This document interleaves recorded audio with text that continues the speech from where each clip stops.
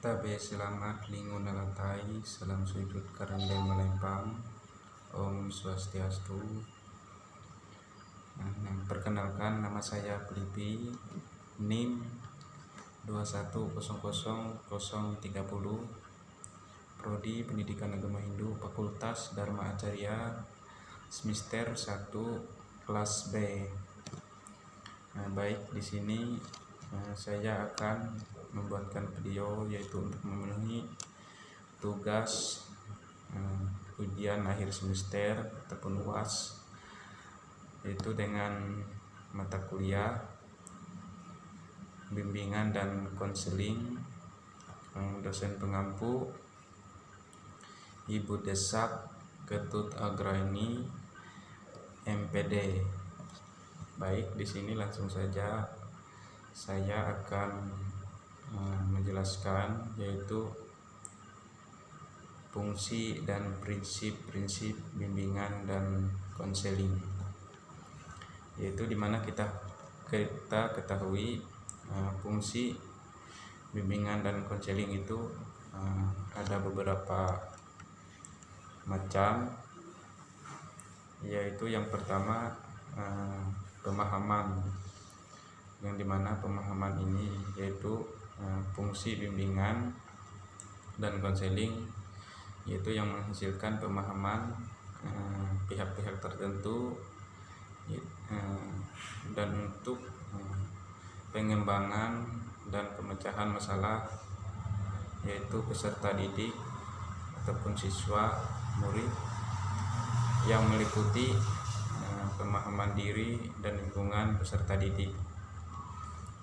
Dan fungsi bimbingan konseling yang kedua yaitu pencegahan, yang dimana pencegahan ini yaitu berfungsi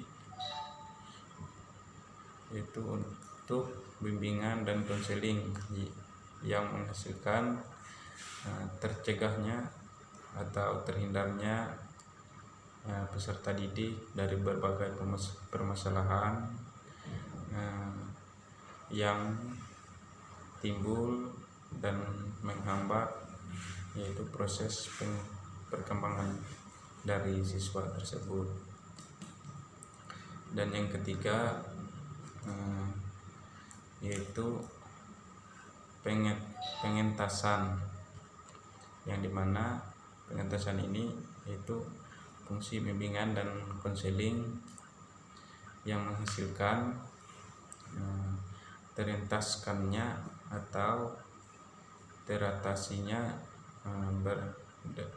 dari berbagai permasalahan yang dialami peserta didik. Contohnya, kalau kita ambil contoh kecil waktu di sekolah, misalkan ada dari salah satu siswa yaitu yang berkelahi, maka siswa tersebut yaitu akan dipanggil oleh pihak ataupun guru yang memegang di bagian bimbingan dan konseling, terkhususnya di kantor ataupun ruang guru.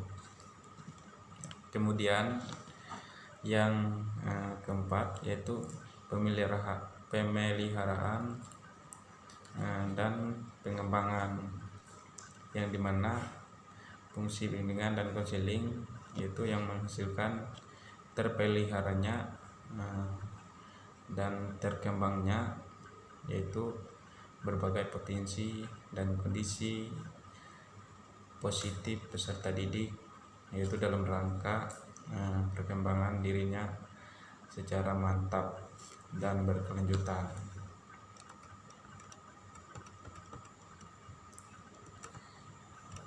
Selanjutnya yaitu prinsip bimbingan dan konseling, yang dimana prinsip-prinsip ini kita ketahui sangat banyak, yaitu prinsip secara umum, Yang pertama yaitu bimbingan berhubungan dengan sikap dan tingkah laku individu yang terbentuk dari perbedaan yang berbagai macam, yang dimana sikap dan tingkah laku ini dapat kita contohkan dari seorang siswa, yaitu dengan berbagai macam hal sikap dan tingkah laku seorang siswa sehingga dapat berhubungan dengan yang namanya bimbingan dan konseling. Dan kemudian pemberian bimbingan yang tepat dan sesuai pada individu yang bersangkutan, yang dimana seorang pemegang bimbingan dan konseling tersebut yaitu harus tepat dan sesuai memberikan kepada seorang siswa ataupun yang bersangkutan. Yang ketiga yaitu berpusat pada individu yang dibimbing, yang dimana bimbingan dan konseling ini hanya kepada orang-orang tertentu. Contohnya mereka memberikan bimbingan yaitu kepada salah satu siswa yaitu yang sedang mengalami permasalahan di sekolah. Kemudian yang selanjutnya yaitu masalah yang tak dapat diselesaikan di sekolah, selanjutnya diserahkan kepada yang berwenang, yang dimana jika kita ketahui permasalahan siswa tersebut jika melebihi batas dan tidak dapat diatasi oleh pemegang bimbingan dan konseling tersebut, maka permasalahan siswa tersebut akan diserahkan kepada pihak yang berwenang, contohnya kepolisian, yaitu merekalah yang langsung menindaklanjuti dari permasalahan siswa tersebut. Dan kemudian yang selanjutnya identifikasi kebutuhan, yang dimana identifikasi kebutuhan ini yaitu kebutuhan antara siswa dengan pemegang bimbingan dan konseling tersebut, yaitu harus saling berhubungan antara siswa dan bimbingan dan konseling. Jika di setiap sekolah yaitu akan pasti ada yang namanya ruang BK ataupun ruang bimbingan dan konseling, yang dimana ruang BK tersebut yaitu sifatnya secara khusus yaitu untuk mengatasi permasalahan dari siswa-siswi di sekolah tersebut.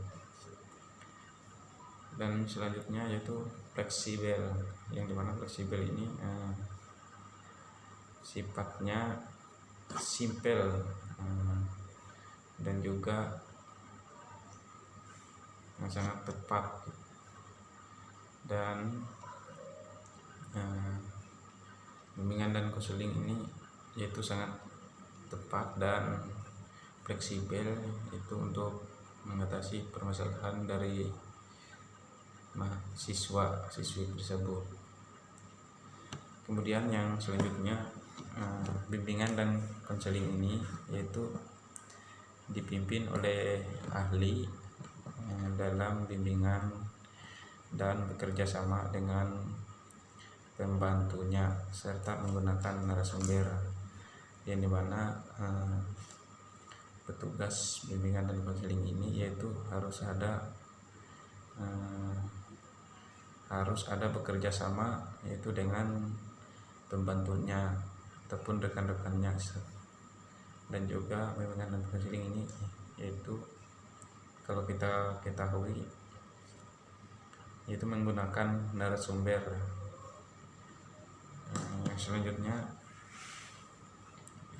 evaluasi rutin terhadap program bimbingan, yang dimana evaluasi ini yaitu yang dilakukan oleh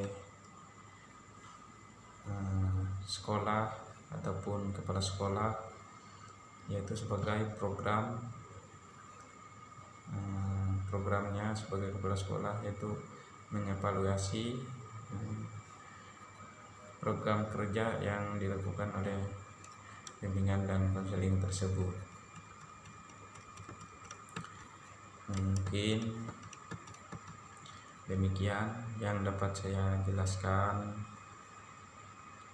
dan apabila dalam penjelasan ini terdapat kekurangan ataupun salah kata, maka saya mohon maaf yang sebesar-besarnya,